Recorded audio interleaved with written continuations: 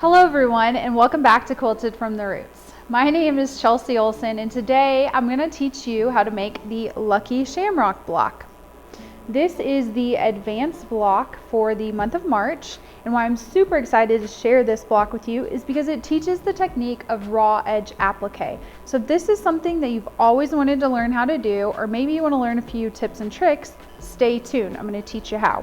But before we get started, I wanted to say, if you haven't checked out my block breakdown video yet, make sure to click here or in the link below. This video discusses the differences between the beginner block and the advanced block so that you can choose which series will be the perfect fit for you. If you decide that the beginner series will be a better fit, make sure to click here or in the link below and it will take you to the March beginner block. All right, now that we've got all that covered, let's take a look at my cutting board so that we can talk about all the stuff you're gonna need to make this block. Okay, now that we have all the business out of the way, let's talk about what you're gonna need to make this block.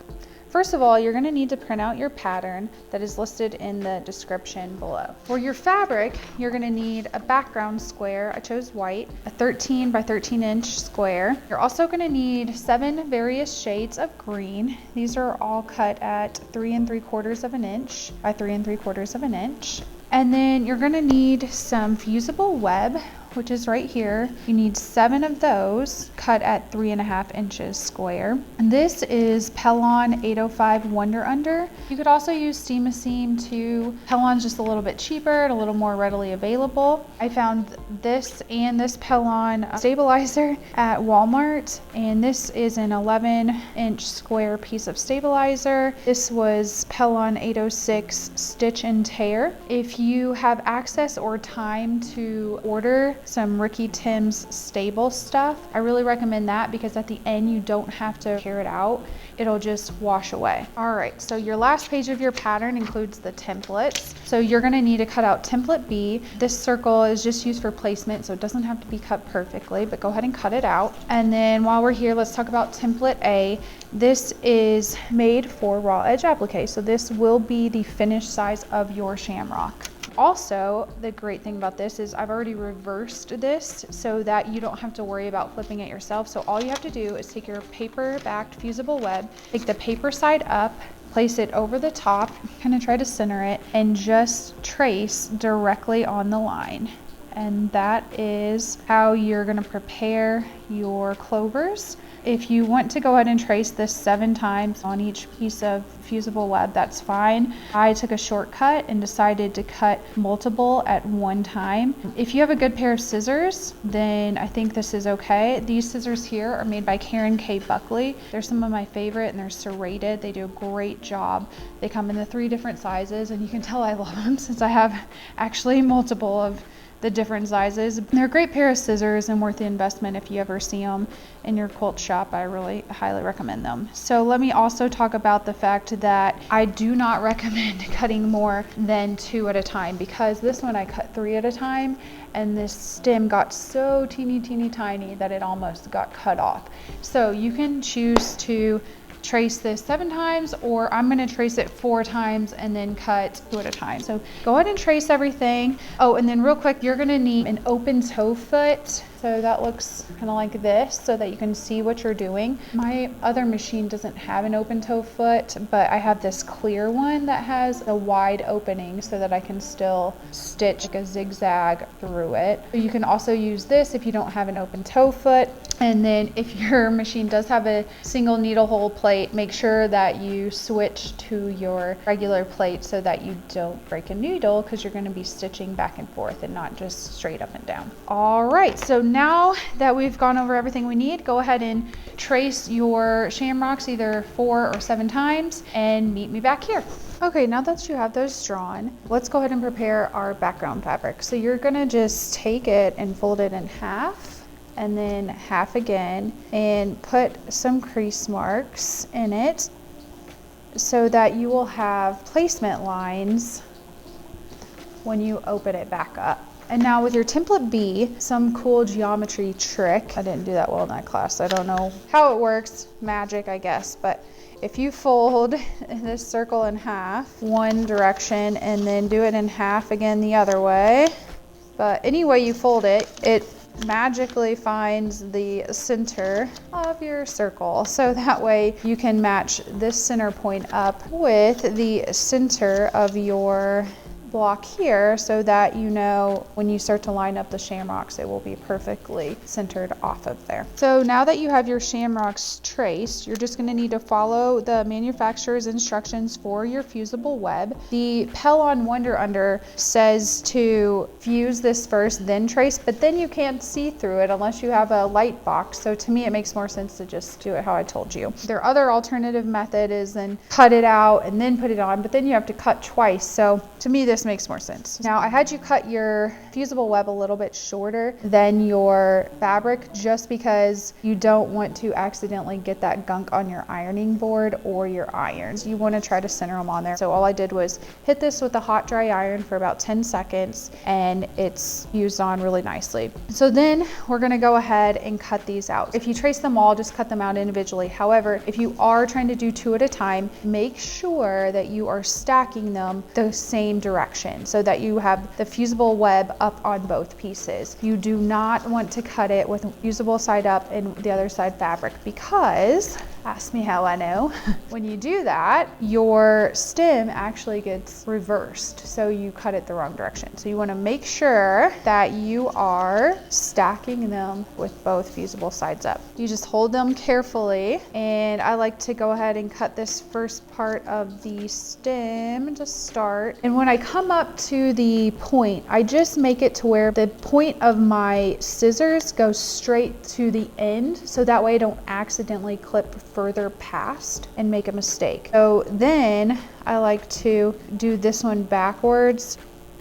just because it gets hard to do that point coming from the other direction. So I just, once again, move my scissors back so that I know I'm not going to clip past it. And then that way I know this hasn't shifted much. If I take care of this stem first, I know it's not going to shift any and make it too skinny. So that way you get that out of the way first. Then you're just going to slowly twist and go all the way around. Another quick tip about cutting is you always want to have your serrated side down. So this is my serrated edge. It just helps to grip the fabric better, so that as I cut, it just holds it there. See how it doesn't move? It's stuck in there. And then when you cut, you don't really move your scissors. You actually want to move the fabric. You're gonna twist the fabric and the line how you want it to go to cut. You don't want to have your wrist doing some weird angles, because that's not ergonomically good for you. So just hold your wrist straight. And then once again, look, I'm coming to that point. So I'm going to back up a little bit and make sure that the tip of my scissors goes straight to that tip, and that way you don't accidentally cut too far. Okay, I think that's all my tips and tricks. So go ahead and cut all these out, and I will see you back here when they are all done. Okay, now that all of your shamrocks are cut out, we're gonna need to prepare the background for placement. So you're gonna take a pen and stick it right through the center of your template. And then you're gonna find the center of your background square and place the pen through that as well. So once you get those centered, you're just gonna stick your pen through to kind of hold it in place. Okay, now you're gonna need to remove the paper from the back if you haven't already. A quick tip is, if you take a pen and just kind of score it like that, just drag it along, it cuts that paper and makes a nice little start for you to be able to just tear it off like that. So you're going to need to remove the paper from all of your clovers. And now we need to worry about placement. So what we're going to need to focus on first is varying up the colors. I don't want lights right next to each other. So I'm going to put mine like this. I'm kind of going off of my last one to simplify it.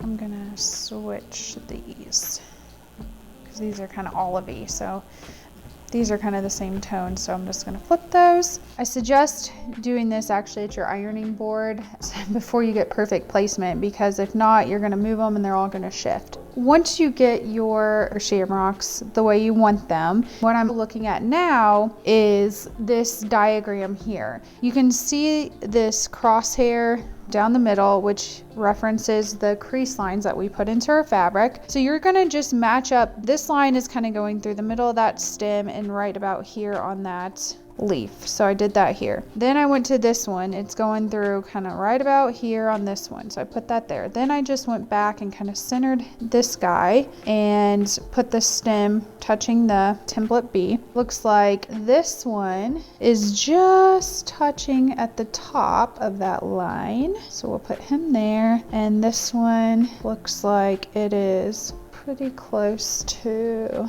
the line. And then this one, so it touches right here and comes down here. So let's scooch him down so it's touching, and then we'll just go back and kind of make sure the spaces between are even. So this one, I don't like this gap here compared to that, so we're gonna just scooch him a wee bit, and to me that looks pretty good. So you also want to kind of keep an eye on your angles of your shamrocks to make sure they all kind of look like they're pointing in at the same angle. And then you can kind of go back as well and check with the ruler about how much away from the edge it is. So this is about 1.5 inches from the edge here. This is 1 1/8, 1 1/8, 1 1/8. So this square is actually larger than we need. So since these are all the same, I'm not going to worry about this side because we're going to have to square this up when we're done anyway. So we can just kind of trim this side back to make it the right size that it needs to be. If you're that worried about it, you can kind of shift this over a little bit. I'm going to leave it like this. I don't want to mess with that much anymore. But anyways, you just want it to look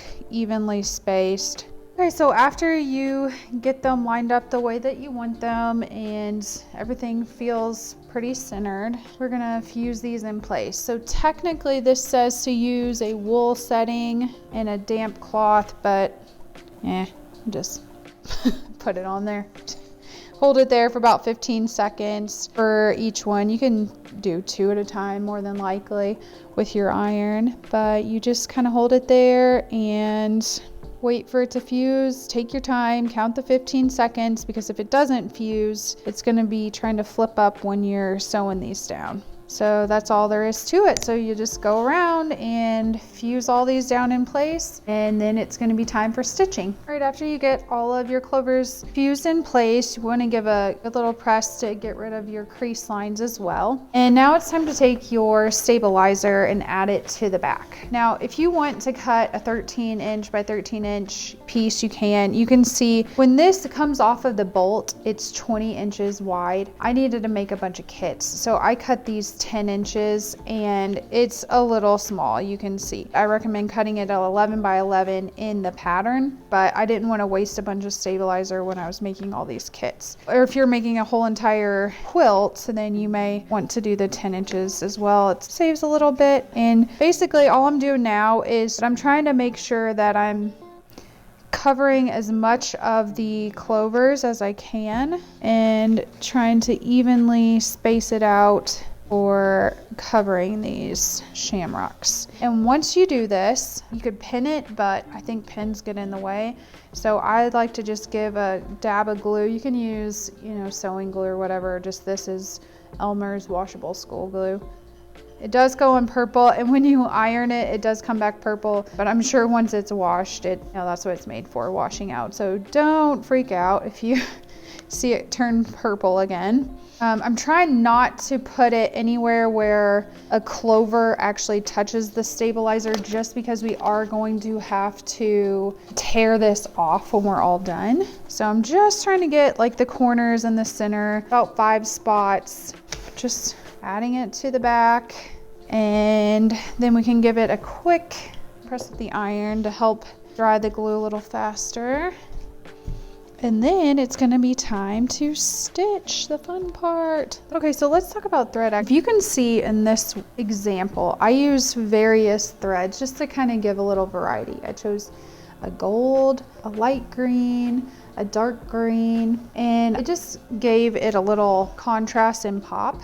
Now, if you're new to this and you're a little nervous, you could try to match your thread colors. The bolder and more contrast you have, the more your stitches are going to show up. So if you're nervous about it, try to choose blending colors and it'll still look lovely. So you could pick, you know, something like this, or actually that one probably looks better. Maybe this is a little more olivey tone, so maybe you could choose that over here. You can use all the same color if you want, but since if you have light and dark, then some will show up and some will blend more. You can use a dark, like this one would blend really well with these darker ones over here.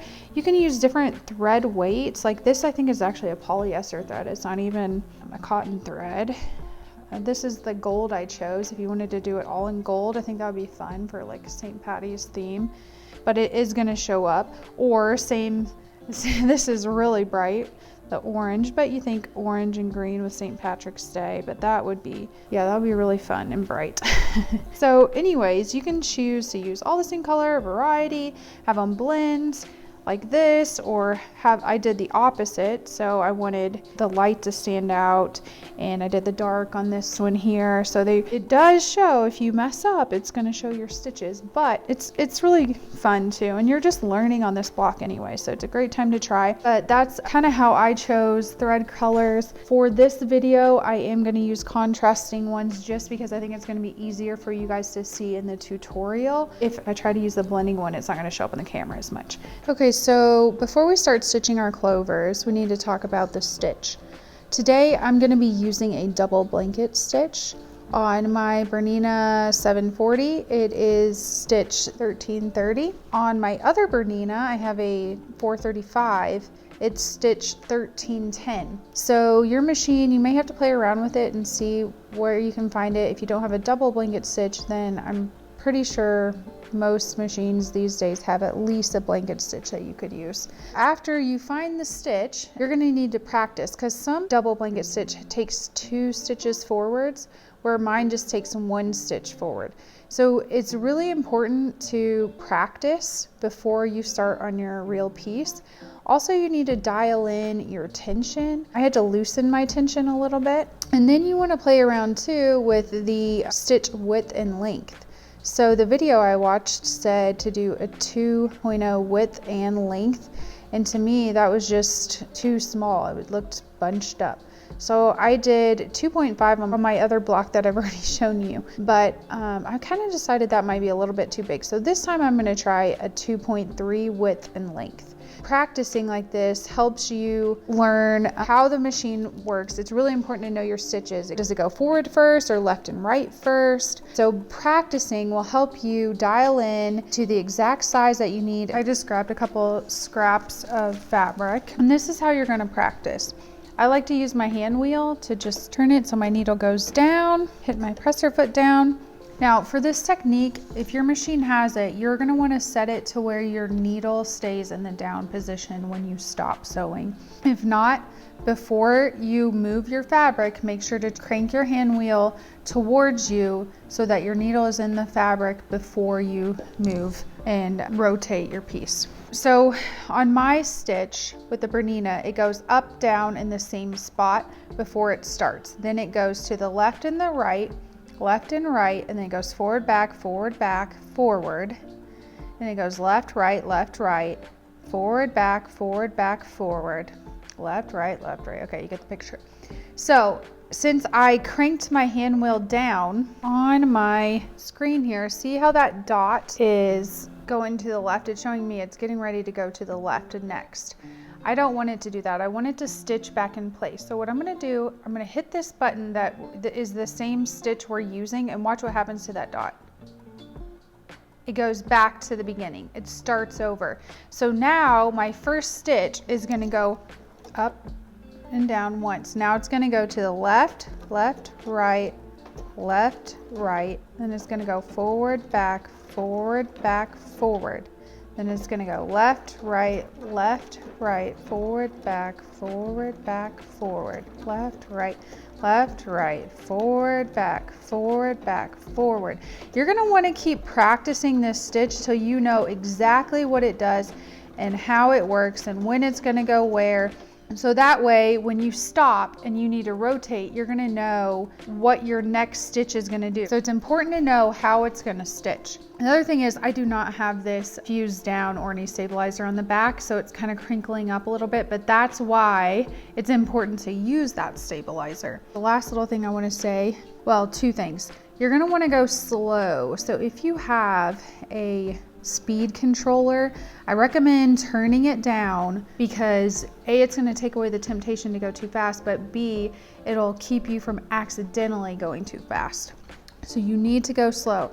The other thing is when you're stitching, what you're looking for is you want, when it's doing the forward, back, you want it to actually be stitching into the background right next to your applique piece. Okay, so you don't want it on top of your applique piece, you want it in the background. When it goes to the left, right, you want it catching, so your left stitch goes into the applique piece, your right stitch goes right off of the edge, just touching the side of it. So see, this is in the background piece here, my left, right, forward. Now my left is going into my fabric, my right's going right off the edge. Back in, back off. And that's how you do that. Oh, another thing is I forgot to lower my tension. So I'm going to make a little mark and we can look at the difference in tension here. So we can look if what we like better. So real quick about lowering tension on my Bernina, it's this symbol here. Now this is going to be lowering your top tension. So it's set to 50 automatically. So we're gonna just go down. I think we'll start at 45. I don't think it needs to be lowered much, but it's just enough to where the top thread will be pulled to the bottom, and that way you don't have any bobbin thread at all coming to the top. Okay, so I got this sample done, and you can see here, this is where we started out with normal tension. And then I bumped it down to 45, and then I lowered it even more. I went down to 40. I kind of liked this 40. I thought it looked a little cleaner. From the back, you can't really tell much of a difference, so I'm gonna do the 40. And then this is actually a 2.3 by 2.3. But every machine is different, even my one Bernina to the next. So you definitely really need to try it. This is how you're gonna get your block to be really professional looking at the end. You really need to practice, know your stitch, how it's gonna stitch, what stitch is coming next, just know it forwards and backwards, and get your perfect size. If you use the fabric besides black, it's a little easier, but you can make notes. So see on here, I did the same thing, and I wrote what size I did. Look, this means I lowered my tension. This was the size. This was my stitch number on which machine. So you can make little notes like that and you can go back and use it later. Okay, so to start off, we are going to, I'm gonna do this dark one so you guys can really see what I'm doing. We're gonna start off with a very small straight stitch. I just took my straight stitch length down to 0.6. And here's a quick long arming tip. If you put your needle down with your hand crank and take it all the way back up, you can pull on this thread, the top thread, and it will pull up your bobbin. Now you can have both on top and you don't get a bird's nest with your bobbin thread. So then you're going to hand crank your needle down, and you're gonna just take a few stitches with this tacking stitch. I like to start right on that corner tip and then work towards this first inner point. Okay, the straight stitch does not line up with the right edge of the blanket stitch. So what you're gonna do is take your needle up, and then you're gonna touch your blanket stitch. And it actually moved to the right a little bit. I don't know if you could see it, but I just moved my fabric over and then hand crank it down to the last stitch so the needle goes in where it just came out, just to the right of the applique, straight into your background. I'd like to re-hit my double blanket stitch, and it's gonna take one stitch up, and now it's gonna go left, right, left, right, left, right, left, right. Now it's gonna go forward, back, forward. And then it's gonna go left, right, forward, back, forward, left, right. Okay, so what we're gonna do is we're gonna keep going forward until we go past the V of this. We wanna go forward, our forward stitch to go into, bite into this applique. So we're gonna keep going until that happens. So forward, back, forward, forward, left, right. Okay, I think this one's gonna do it. So yep, went into the applique. So forward, back, forward. Now we're gonna take a left, right. And then we're gonna stop. Now on my Bernina, I don't know if it does it on all machines or not, but I'm gonna turn this because if I retouch the blanket stitch again, it resets it. And I know that my stitch starts out with a left, right. If yours starts out with a forward, you know, you're gonna have to figure out how it works for your machine. But I'm just telling you how mine works. So if I retouch that blanket stitch, it starts at the beginning and it makes it go up and down. And then I know that my next stitch is gonna be left, right. I wanted it to turn into the fabric to bite a little more in to that corner point to really hold it in. Now I'm gonna turn my piece, and the angle that I did this at is about a 90-degree angle. But the left, right stitch was here, and then I basically came off with one after I rotated, it was 90 degrees. And I'm gonna do the exact same thing. So the next stitch, I'm gonna wanna come out about 90 degrees off of that. So now I'm gonna turn it so that this next stitch is gonna go, because I'm gonna retouch my blanket stitch. It's gonna restart it. So now I'm gonna go left, right. And how I know where to line it up is because this back part of this bar right here is gonna be parallel to my stitch. So that's how I know how to line up and how much to turn this fabric, because I want this next stitch to be parallel with this last stitch that we did. So left, right. And now I'm gonna turn the fabric because I'm gonna go straight next, and I'm gonna start coming out of this corner. Okay. Another thing is I like to rotate my fabric after I do my forward stitch and it's about to do a left, right. Now, you never want to turn it in the middle of a left, right on top of your applique because it'll make a V stitch. So you're gonna go forward, back, forward, and then you're gonna turn. You want these left, right stitches to be kind of going into the center of this petal at an angle, like imagine a dot here, and they're all gonna be facing in at the same angle. Another way to figure it out is I rotate it. So I know this is gonna go left, right. Let me finish this. Okay, this, you can see here that this part is still lined up, that this little bit is straight. So I know that it's still lined up right. I turn it, so right now if I go straight, it's gonna keep going into the white and not follow this edge. So before I do my left, right, I turn this just a smidge to where I see that when my next forward, back, this is basically lined up straight, right? So this part is where the forward, back will be, and it's going straight ahead. So I know that this angle now is gonna be right. So that's why I like to do it after my forward, back as well.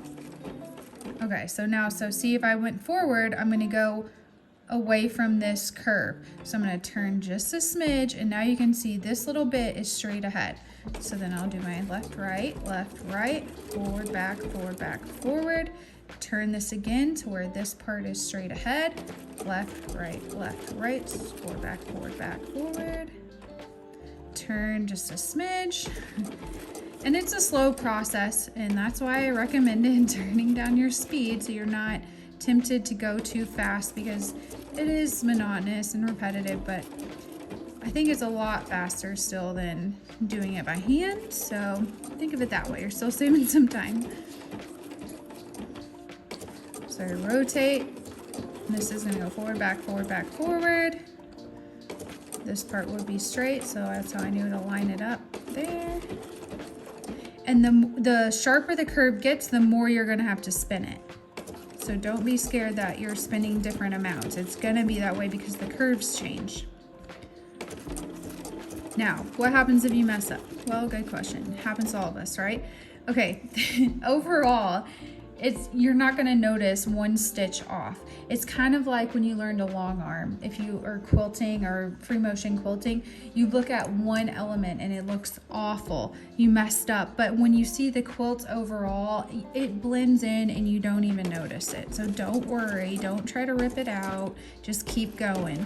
There are a couple of things you can do. Say you push the presser foot and you have a heavy foot and it goes one stitch too far. Let me see if I can do it. Like I would have wanted to turn this before I went in. So what I could do is, so say you do that. I don't know how good this is for your machine, so sorry if this is bad, but this is what I do. So, you know, do it at your own risk. But I actually crank the wheel backwards. Oh my gosh, and it broke. So what do you know? That's probably why you don't do it, eh? Okay, so say that happens to you. You rethread your needle and then you're gonna go back to your tacking stitch, and I just start backwards a little bit, and I'm gonna just go forward a few stitches, go back a couple. Oh, and remember how your straight stitch is different, so make sure you put your needle up, go back down in the right spot, and now you're ready for the left, right, left, right, left, right, left, right. Okay, so there's one fix if your thread breaks. All right, so we're getting towards this curve here, this inside curve. So we're basically right in the V. So we're gonna turn it pretty drastically so that it's pretty much going straight across to this V. So we go like that, and then we're gonna turn it. We're gonna hit the double blanket stitch for it to start over, and then we want it to go straight in. On these V's here that aren't as deep, you're not gonna have a full 90-degree difference like I was telling you here. They're gonna be a smaller acute angle, so like say 45. So you do your left, right, you turn it, and you're gonna want it to go about 45 degrees from the stitch you just made. So you hit your double blanket stitch to start it over, and then you go left, right, and now you want your next one to be straight, so you're gonna line this up here so that it goes straight along the edge. So you're gonna go forward, back, forward, left, right. Okay, so that's how you deal with that. And so say, like I said, you take one stitch too many. I'll do it right here. I would have wanted to turn it there. So you can either keep going, so just go ahead and do it and then turn, and just continue on and just say, oh well, it'll be fine, it's just one stitch. Or if you think it's gonna be really, really bad, so this one would be really bad if I did it. Let's see. Okay. So, oops, one stitch too many. Just take your hand crank and do it backwards, and it takes that stitch away. So then you're gonna go back down into your last stitch.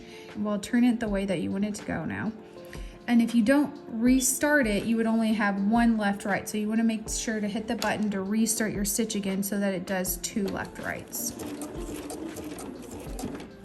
Turn. So that is how you deal with mistakes.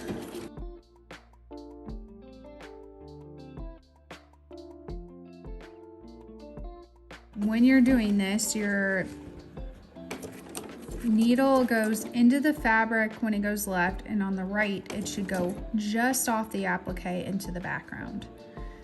And your forward, back should be just to the right of your applique into the background as well. So this would be on, off, on, off. All of this is off into the background.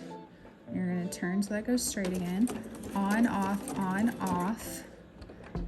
forward, back, forward. And same thing. So we'll do another deep V. So you wanna go, remember, past the curve. So that didn't go quite past the V yet. So we're gonna do another left, right. And now we're gonna go forward, back, forward, back, forward. And that bit into the applique so we know we're good. So now you kind of just have to use your judgment on the angle of the curves of how these past stitches were curving into the middle to know where to make that stitch. So you do your left, right, and then we're gonna restart it by pushing the button and doing a left, right inside. That's about a 90-degree one. And then we're gonna do another 90 degrees to the last stitch we just did by hitting the double blanket stitch. It'll restart. Left, right. And now we're good to go forward. Forward, back. And just like we have been doing, keep repeating. So I'm not turning this time because these are all straight. And it's okay if you turn it before your forward, back. You just don't want to turn it while you're on this left side because then it makes a V, like I said, instead of a straight line. But sometimes if you do it before, the outside line doesn't go as straight. So try to do it at the end of your forward pass right before you do your left, right into the fabric bite.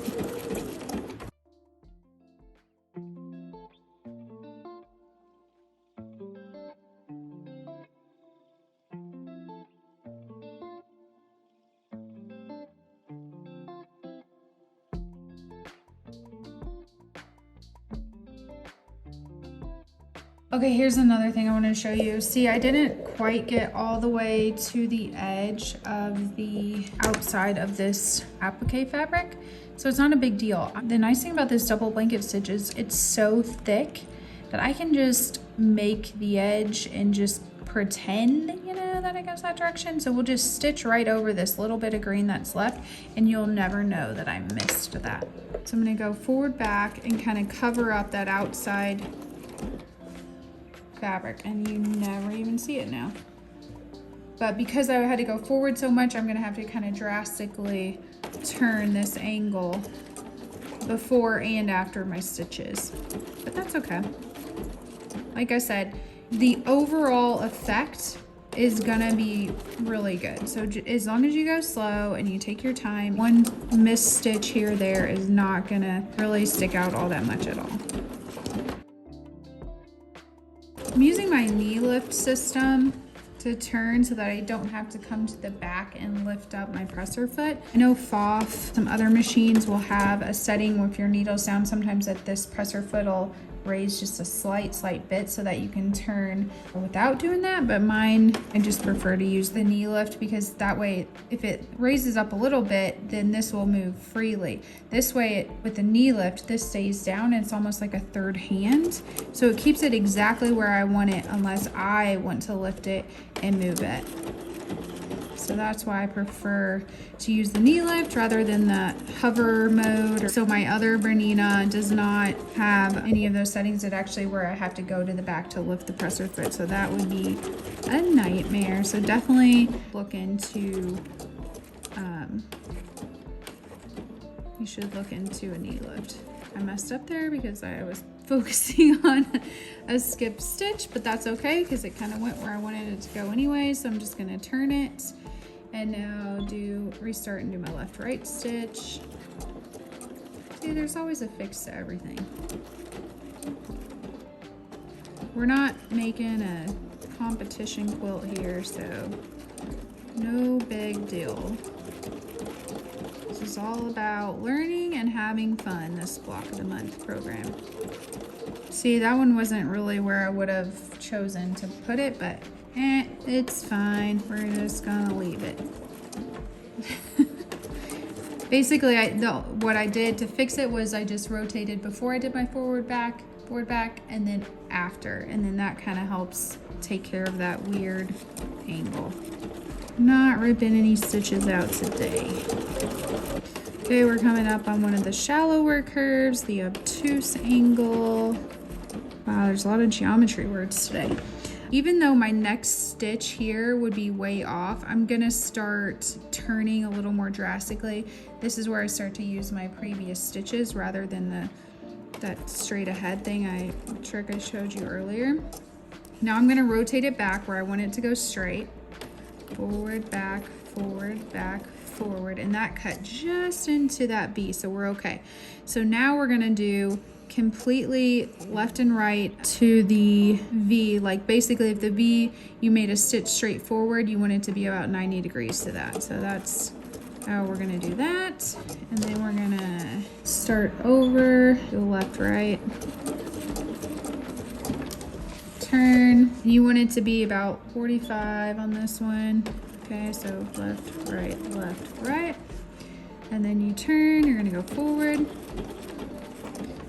And you just have to do a lot more turning in those corners, but not all my corners are perfect by any means, so just keep going. And this is one of those things where you're only gonna get better by doing it. You can only watch me so much and learn, but there's no ripping out. We're just gonna go with the flow and be happy with learning a new technique. Practicing doesn't make perfect, but it makes progress for sure. And the first block I made, I felt kind of confident in this stitch by the time I got to my last clover. So it's just gonna take practice.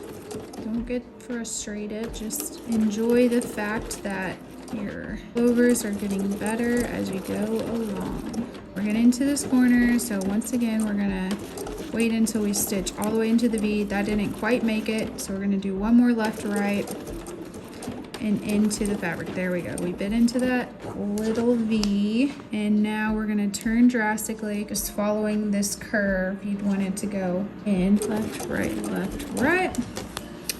And we're gonna do another left, right. And we're gonna do another left, right. About 90 degrees off the last stitch we just made. And then we're gonna start coming forward. So now we're finally coming up on some of the outer curves here. So I will show you how to deal with those.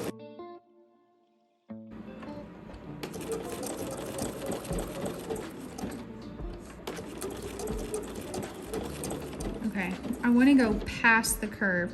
So I'm still a little short of this outer point. So I'm going to do one more left, right. And now I'm going to stitch past that point. 2, 3, 4, 5. Okay, I'm going to lift it up and I'm going to do my left, right over this corner here. I want it to be cutting into this angle here. So it's going to go over the stuff that I've already stitched. That's okay. Left, right. Okay. And then now I'm going to go forward over the stuff we just did again. Okay. And now this one is going to go over all the previous stitches as well. Left, right. So basically all we've done is cover that point completely so that there's no chance of that coming undone. It's completely covered with thread. And we just continue forward like normal. Now we're gonna go to another outer point. So let's do it again. Didn't go past yet, so we're gonna do one more left, right. And now forward, this time we'll go past. All right, now, once again, we wanted to kind of go in at an angle, like a 45 degree to this point, and you know you're there because you're lining up this back bar here of your presser foot, so it's parallel with where you want it to go. Left, right. Okay, now we're gonna rotate and just go forward. Forward, back, forward. And now we're going over our tacking stitches that we did. Okay, so we are almost to the end. All right, we're gonna keep going forward. And now our next left, right would be on top of where we've already done, so we don't wanna do that anymore. So we're gonna take our needle up, go back to our tacking stitch. Remember, our needle moves when we switch, so take it down by hand, the hand wheel. We're gonna back stitch a wee bit. I'm gonna just go back forward over it a few times too. And that's it. Here's a cool trick. If you pull hard on this, I don't know if you heard that, but it like pops the bobbin thread actually up to the front. It pulls that back thread up enough that it actually cuts your back thread. So that is a cool trick to cut both threads at one time. And let's see how we did. So yeah, I mean, there were times that I messed up, right? You guys saw that, but It looks pretty good to me. This corner is not the best, but it's okay. It's enough that it's gonna hold, which is the main point, that it's not gonna come off or fray. So you still tacked it down, even though it's not the most aesthetically pleasing, but it just blends in. And unless you're looking for it, the overall effect is pretty nice, I think. All right, so just continue stitching around all your clovers. All right, so now that all of your clovers are stitched, it's time to remove the tearaway, unless you're using the Ricky Timms, and you get to skip this step. All you're gonna do is turn it to the back. That glue just popped right off, and you're just gonna tear until it all comes away. The nice thing about this not going all the way to the edge is it's easy to get this inside part started. You just kind of want to give a little hold here, give a little support to these stitches, and tear away. There's going to be some paper left inside of these stitches. I'm not that worried about it. Small little bits will wash away. Also, I tried spraying this with water to see if it would tear more easily, but it actually just made it kind of ripple up and look not very good. So just do it dry. I was just gonna show you, you can use some tweezers. These are from Bernina. You could use any kind of tweezers. I just go in and get these last little bits that I can't grab with my fingers. These stem bits here, I'm not worrying about at all. I'm just leaving those. There's just gonna be some left. So you just kind of can use these tweezers to get the last little pieces. And then one thing I was going to show you. So if you have one that is all the way closed in, you can use a straight pin, a stiffer one, and just score it. And then it creates a little slit for you to start pulling this way. Okay, so after you get done doing this, we are going to go to the cutting board and square this block up. We're gonna trim this up to 12.5 inches because this block will finish at 12 inches. This ruler is a 12.5 inch ruler, and I really recommend getting one of these. It's one of my most used rulers. I use it even to cut fabric, not even just square up blocks. So we need our 1/4 inch seam allowance on all the sides. What I do is look to see how much is left on each side of the clovers. I want to have as close to the same amount on all sides as I can. So from here I have 1 inch. From here I have not quite an inch, so I'm gonna just try to even those out. So now this is at 7/8 of an inch, and this is about at 7/8 of an inch. So this up and down way is centered. So now on this side, we're at 3/4 of an inch away, and this side we're at 7/8. So we need to scooch this way a wee bit. So now we're at about 7/8 here and 7/8 here. So we have 7/8 of an inch all the way around. We have fabric extending on all 4 sides, so we'll know we'll have enough to square it all up. So we get our rotary cutter, and you're just gonna trim one side to this side, and then we're gonna turn the block. If you have a rotating mat, it's great for this. And these rulers by Quilter Select do a really good job of holding the fabric in place. So that's how I can just turn it so easily and square up these last 2 sides. And now you have a 12.5 inch squared up block ready to be finished at 12 inches. Okay, so that concludes our advanced block for the month of March. Here it is. I hope you enjoyed making this block as much as I did, and I look forward to seeing you next month for April's block.